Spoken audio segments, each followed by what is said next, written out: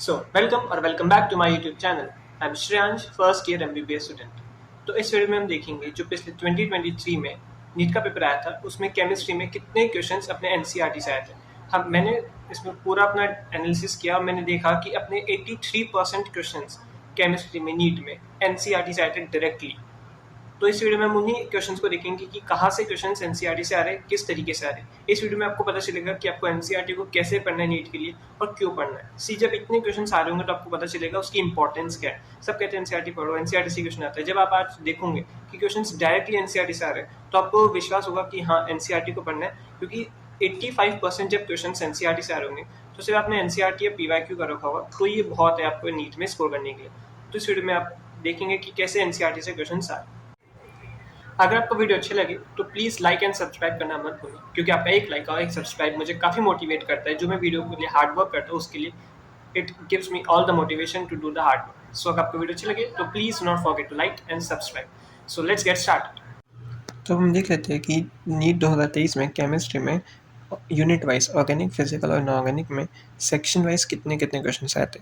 तो सबसे पहले फिजिकल केमिस्ट्री, इसमें सेक्शन ए में हमारे पास 12 क्वेश्चन आए थे और सेक्शन बी में 5।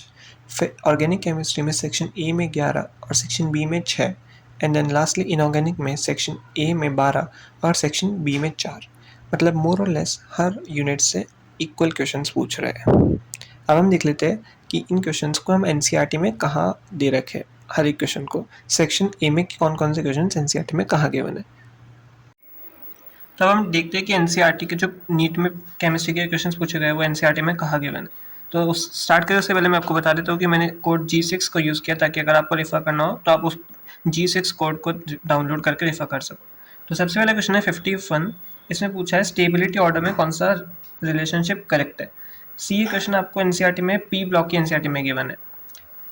इसका यहाँ पे लाइन नहीं रखी, जो स्टेबिलिटी है +1 की वो डाउन द ग्रुप इंक्रीज होती है, aluminium to gallium to indium to thallium.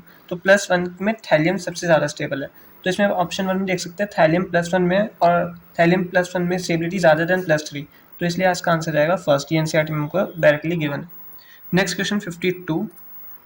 ये क्वेश्चन है रिएक्शन कंप्लीट करना है। तो ये आपको एनसीईआरटी में अमाइंस की एनसीईआरटी में गिवन है।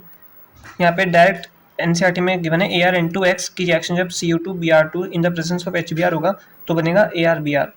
तो सबसे पहले यहाँ पे बन जाएगा N2Cl की जगह यहाँ पे Br ब्रोमाइड, यहाँ पे ब्रोमाइड आ जाएगा। ये सेंडमी रिएक्शन है, तो नेम रिएक्शन है, एनसीईआरटी की नेम रिएक्शन, तो आपको एटलीस्ट सारी लर्न करनी चाहिए इसलिए। Next question 53। इसमें पूछा है कि जो गिवन कंपाउंड है इस example of vinylic, benzylic, aryl और अलाइलिक। तो इसका आंसर अलाइलिक हैलाइड है। ये GOC की एनसीईआरटी में गिवन है, सॉरी हेलो एल्केन्स के एनसीईआरटी। सी यहाँ पे इन्होंने दे रखा है एलाइलिक हैलाइड्स जो होते हैं उसमें हेलोजन sp3 बॉन्डेड कार्बन से अटैच होता है। तो यहाँ पे भी हम देख सकते हैं जो हेलोजन है वो sp3 बॉन्डेड कार्बन से अटैच्ड है। तो बेंजाइलिक क्यों नहीं? बेंजाइलिक इसलिए नहीं क्योंकि उसमें भी हेलोजन sp3 से अटैच होता है, पर वो कार्बन डायरेक्टली एरोमेटिक रिंग से अटैच होना चाहिए, पर इसमें कार्बन एरोमेटिक रिंग से अटैच नहीं है, इसलिए ये बेंजाइलिक नहीं अलाइलिक हैलाइड है। Next question 54। ये आप इसमें पूछा लसाइनेस टेस्ट, ये एनसीईआरटी में GOC के एनसीईआरटी में गिवन है। तो इसमें जो पूछा है वो कलर पूछा है red colour is due to formation of. ये एनसीईआरटी में हमको दे रखा है FeSCN+2 की वजह से यहाँ पे ब्लड रेड कलर आते हैं। यहाँ पे मैंने इसको बॉक्स में बंद कर रखा है ताकि मेरे को भी लर्न हो सके, इसलिए यहाँ पे एनसीईआरटी में गिवन है कि ब्लड रेड कलर होता है FeSCN होल ट्वाइस।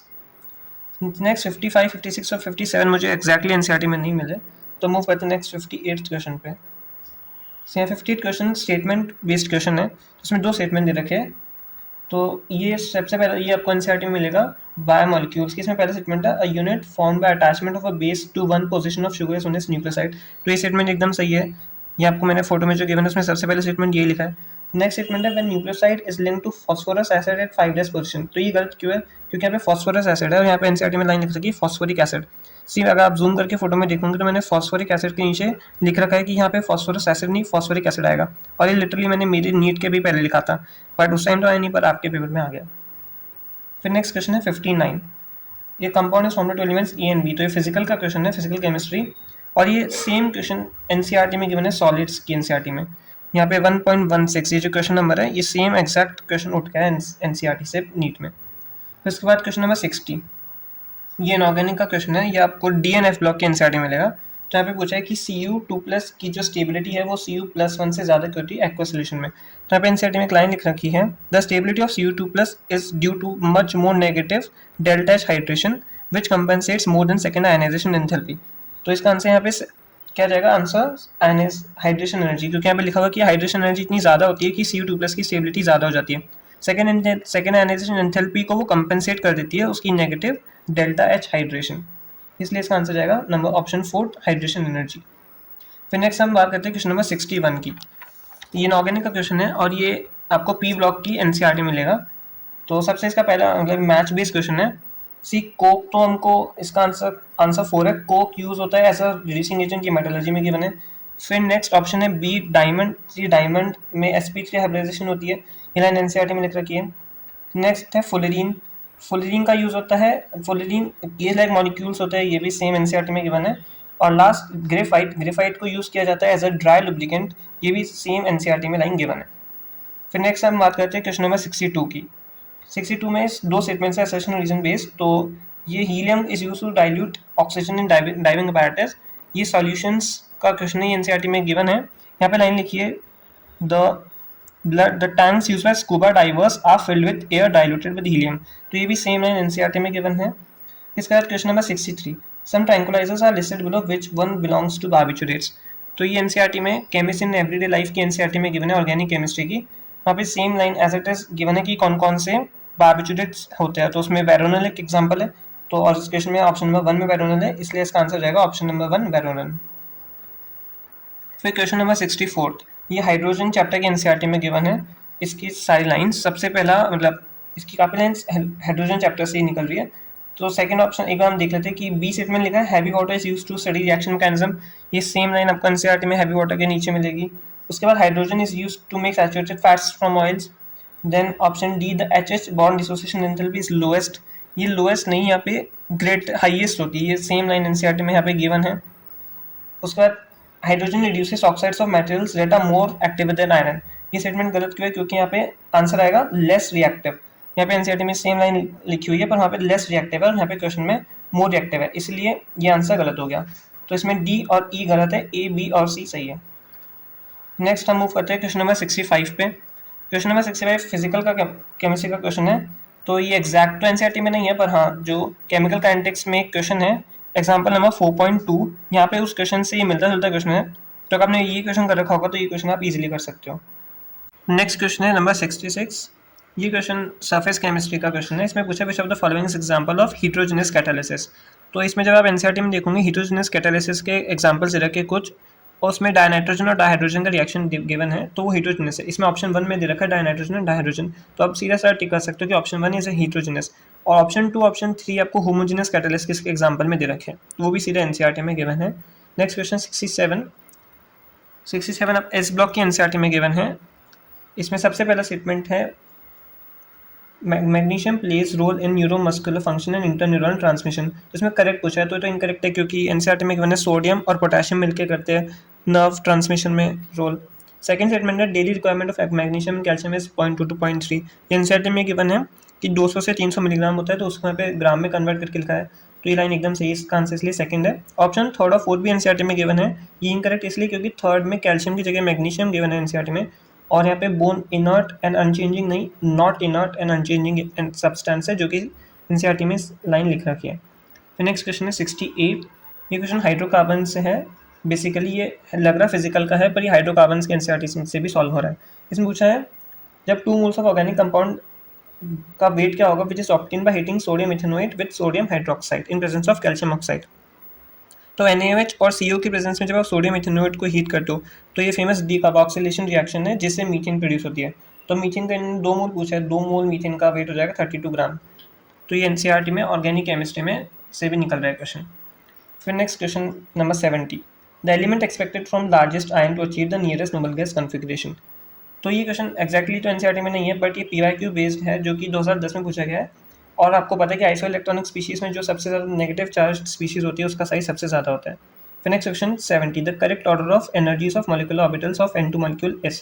तो ये एक्जैक्टली एनसीईआरटी में गिवन है कि N2 मॉलिक्यूल के लिए क्या एनर्जीज होती है मॉलिक्यूलर ऑर्बिटल्स की, तो ये क्वेश्चन एनसीईआरटी में सीधा गिवन है। फिर नेक्स्ट क्वेश्चन है क्वेश्चन नंबर 72। इसमें मुझे homoleptic complexes from the following complexes. तो यहाँ पे हमको अब जब एनसीईआरटी खोलूंगे उसमें डेफिनेशन गिवन है, the complex in which a metal is bound to only one kind of donor groups, उसको कहते हैं होमोइलेक्ट्रिक। तो इसलिए इसमें आंसर जाएगा सेकंड, क्योंकि इसमें सिर्फ पोटेशियम के साथ ट्राइऑक्सिलो एल्यूमिनेट है, जबकि आप ऑप्शन 1 में देखेंगे तो ट्रायमाइन भी है और क्लोराइड भी है। ऑप्शन 3 में, ऑप्शन 4 में भी एक से ज़्यादा कॉम्प्लेक्स है, इसलिए वो हीट्रोलेप्टिक है, ना कि होमोलेप्टिक। फिर क्वेश्चन नंबर 72 और 73 डायरेक्टली एनसीईआरटी में मुझे नहीं मिले। फिर मूव करते हैं नेक्स्ट क्वेश्चन नंबर 74 में। इसमें मुझे which of the following statements are correct. तो इसमें ऑप्शन ए है, atoms of all elements are compose of 2 fundamental particles. ये गलत हो गया क्योंकि 2 नहीं 3 होते हैं, इलेक्ट्रॉन, प्रोटॉन और न्यूट्रॉन। फिर option B, mass of electron is इतना, जो कि एनसीईआरटी में गिवन है कि मास ऑफ इलेक्ट्रॉन इतना है। Option C, all the isotopes of a given element show chemical property same chemical properties. ये सही है, एनसीईआरटी में गिवन है कि सब isotopes same chemical properties show करते हैं। Option D, protons and electrons are collectively nucleons. ये ऑप्शन गलत हो गया क्योंकि प्रोटॉन्स एंड इलेक्ट्रॉन्स की जगह प्रोटॉन्स और न्यूट्रॉन्स होते हैं, जो कि एनसीईआरटी में लाइन लिख रखी है। और last option E, Dalton's atomic theory regarded the atom as ultimate particle of matter. तो ये स्टेटमेंट सही है क्योंकि डाल्टन्स ने कहा था कि जो एटम है वो इंडिविजिबल है। यहाँ पे लाइन लिख सकी डाल्टन्स इंडिविजिबल मैटर, मतलब वो डिवाइड नहीं हो सकता, इसलिए वो अल्टीमेट पार्टिकल है मैटर का। फिर हम मूव करते हैं क्वेश्चन नंबर 75 पे। क्वेश्चन 75 ऑर्गेनिक केमिस्ट्री का क्वेश्चन है, जो कि एल्डिहाइड्स और कीटोन्स की एनसीईआरटी में गिवन है, और ये फेमस क्लेमेंसन रिडक्शन है। तो ये तो नेम रिएक्शन है जो कि आना ही चाहिए। तो नेम रिएक्शन तो एनसीईआरटी में एकदम क्लेमेंसन रिडक्शन के नाम से गिवन है, तो इसलिए इसका आंसर चल जाएगा ऑप्शन नंबर 2। फिर हम मूव करते हैं नेक्स्ट क्वेश्चन नंबर 76। 76 ये फिजिकल केमिस्ट्री का क्वेश्चन है और ये इलेक्ट्रोकेमिस्ट्री का क्वेश्चन है। इसमें पूछा है कि 2 स्टेटमेंट बेस्ड है, असर्शन और रीजन। तो यहाँ पे आपको एनसीईआरटी में लाइन सी एकदम क्लियरली गिवन है कि ई सेल इंटेंसिव है और जी सेल एक्सटेंसिव। तो इस हिसाब से दोनों स्टेटमेंट्स करेक्ट है, बट ये जो रीजन है ये इसका करेक्ट एक्सप्लेनेशन नहीं है, बट दोनों स्टेटमेंट्स करेक्ट है। फिर नेक्स्ट हम मूव करेंगे क्वेश्चन नंबर 77। ये फिजिकल का क्वेश्चन है और अगेन ये आपको एनसीईआरटी में स्टेट्स ऑफ मैटर की एनसीईआरटी में गिवन है। यहाँ बॉयल्स लॉ में 2 ग्राफ्स गिवन है, उनमें से ये एक ग्राफ उठा के इन्होंने पूछा है, सेम कॉपी। उसके बाद क्वेश्चन नंबर 78, अगेन ये फिजिकल केमिस्ट्री का क्वेश्चन और ये आपको एनसीईआरटी में स्ट्रक्चर ऑफ एनसीईआरटी में गिवन है, स्ट्रक्चर ऑफ एटम की एनसीईआरटी। यहाँ पे एक इन्होंने लाइन लिख रखी है, magnetic orbital quantum number for any अब subshell 12+1 values of m are possible. अब ये इन्होंने स्टेटमेंट में गिवन है, अब इसको फॉर्मूले में लिखोगे तो m इजिकल्स टू 12+1 और इससे आप डिराइव कर सकते हो l इजिकल्स टू m-1/2। तो इसलिए इसका आंसर हो जाएगा ऑप्शन सेकंड। तो ये स्ट्रक्चर ऑफ एनसीईआरटी में एक स्टेटमेंट की तरह गिवन है जिसको आप फॉर्मूले में कन्वर्ट कर सकते हो, इसलिए एनसीईआरटी की हर एक लाइन को फिजिकल केमिस्ट्री को पढ़ना उतना इंपॉर्टेंट है। फिर नेक्स्ट क्वेश्चन नंबर 79, ये इलेक्ट्रोकेमिस्ट्री का क्वेश्चन है, अगेन फिजिकल। ये एग्जैक्टली एनसीईआरटी में, क्योंकि फिजिकल का क्वेश्चन है तो एग्जैक्टली एनसीईआरटी में मिलना मुश्किल होता है, बट ये एक एग्जाम्पल नंबर जब 3.5 ही देख रहे हो फोटो में, ये इससे मिलता जुलता क्वेश्चन है। अगर आपने इसको प्रैक्टिस कर रखा होगा तो आप इस क्वेश्चन को भी इजीली सॉल्व कर लोगे। फिर नेक्स्ट क्वेश्चन नंबर 80 यहाँ पे अल्कोहल्स और फिनॉल्स की एनसीईआरटी में गिवन है। यहाँ पे इन्होंने जो reactions involving cleavage of carbon oxygen bond, ये उस पार्ट से इन्होंने लिया है। ROH प्लस HX की रिएक्शन, जो कि ल्यूकास टेस्ट के नाम से भी फेमस है। तो ROH प्लस HX की रिएक्शन होगी, इसमें कार्बोकैटायन बनेगा, तो मोस्ट स्टेबल कार्बोकैटायन जिसमें बन रहा होगा उसी वहीं पे जाके ब्रोमाइड अटैच होगा, इसलिए इसका आंसर जाएगा सेकंड। फिर हम मूव करते हैं नेक्स्ट क्वेश्चन नंबर 81। ये हमको पॉलीमर्स के एनसीईआरटी में गिवन है। यहाँ पे इन्होंने एकदम लाइन लिख रखी है कि जो neoprene is formed by the free radical polymerisation of chloroprene. और उन्होंने पूछा कि किसके पॉलीमराइजेशन से नियोप्रीन बनता है, इसका आंसर जाएगा option number 3, chloroprene. Next question number 82, ये इनऑर्गेनिक का क्वेश्चन है, एग्जैक्टली एनसीईआरटी में नहीं मिला बट बहुत ईजी है कि इसमें 8 इलेक्ट्रॉन्स नहीं है, तो आप इसको इजीली कैलकुलेट कर सकते हो केमिकल बॉन्डिंग के, अगर आपने चैप्टर आता हो तो। फिर नेक्स्ट क्वेश्चन नंबर 83, ये which of the following can act as Lewis acid. तो ये एनसीईआरटी में एकदम गिवन है कि कौन लुईस एसिड्स के एग्जांपल्स गिवन है, तो उस आपने एनसीईआरटी को यहाँ पे पढ़ रखा होगा, तो उसमें से लुईस एसिड्स आपको मिलेगा BF3, और जो OH माइनस NH2 है ये लुईस बेस है, ये भी एनसीईआरटी में गिवन है। फिर next question number 84 assertion reason based question है। यहाँ पे उन्होंने पूछा है असर्शन में इसका रीजन और इसका करेक्ट एक्सप्लेनेशन है और दोनों सही है या नहीं, तो इसका आंसर जाएगा 4 A is true but R is false. A true है क्योंकि एनसीईआरटी में लाइन गिवन है, और रीजन फॉल्स इसलिए क्योंकि अमाइड की फॉर्मेशन की वजह से नहीं होता colour, but it is due to the ammoniated electron. ये भी लाइन एनसीईआरटी में गिवन है। तो इसलिए अगर आपने एनसीईआरटी एस ब्लॉक की पढ़ी होगी तो आप इस क्वेश्चन को भी इजीली सॉल्व कर सकते हो। फिर लास्ट क्वेश्चन सेक्शन ए का 85th, इसमें से पूछा which of the following will not give primary amine as the product. तो इसका आंसर जाएगा ऑप्शन नंबर 4 सी फर्स्ट देगा, ये आपको एनसीईआरटी में गिवन है। यहाँ पे इसमें पूछा CONH2, सी यहाँ पे जो फोटो है इसमें सबसे नीचे वाली रिएक्शन है, इसमें प्राइमरी मीन बन रहा है। फिर ऑप्शन नंबर सेकंड ये Br2KOH आपको दिख रहा है रिएजेंट, मतलब ये फेमस हॉफमैन ब्रोमामाइड रिएक्शन है, तो मतलब ये अगेन नेम रिएक्शन है। ऑप्शन नंबर 3 ये भी आपको प्राइमरी अमीन ही देगा, यहाँ पे आपको जो मैंने फोटो दी उसमें ये रिएक्शन दिख रही होगी RCN की रिएक्शन, तो इसमें भी आपको प्राइमरी अमीन मिलेगी। और ऑप्शन नंबर 4 ये आपको प्राइमरी अमीन नहीं देगा, ये आपको सेकेंडरी अमीन दे रहा होगा। तो हमने देखा, हमने सारे सेक्शन ए के क्वेश्चन सीख लिए कि कहाँ कौन सा क्वेश्चन एनसीईआरटी में गिवन था। तो अगर आपको वीडियो अच्छी लगी तो प्लीज़ उसको लाइक और सब्सक्राइब करना मत भूलना, क्योंकि लिटरली इस वीडियो को बनाने में काफ़ी मेहनत लगती है और आपका एक लाइक, सब्सक्राइब और आपके कमेंट्स काफ़ी मोटिवेट करते हैं, जिससे मैं नेक्स्ट वीडियोज़ में और ज़्यादा मेहनत करके उसको और अच्छे बना सकूँ। तो please do not forget to like subscribe. और आई एम प्लानिंग कि नेक्स्ट वीडियोज़ में मैं आपको फिजिक्स के कुछ चैप्टर्स एक्सप्लेन करूँ, और नेक्स्ट मतलब मैं वीडियो बनाऊंगा जिसमें मैं आपको एक्सप्लेन करूँगा motion in straight line 1D chapter को कुछ 2-3 वीडियोस के थ्रू, छोटी 2-3 वीडियोस में, जिसमें पूरा 1D चैप्टर कवर करूँगा। तो अगर आपने चैनल सब्सक्राइब नहीं किया हो तो चैनल को सब्सक्राइब करना, ताकि आपको वो वीडियो का नोटिफिकेशन मिस ना हो, और बेल आइकन को ऑन कर देना। तो मिलते हैं नेक्स्ट वीडियो में, तब तक के लिए अच्छे से पढ़ते रहिए एंड टेक केयर।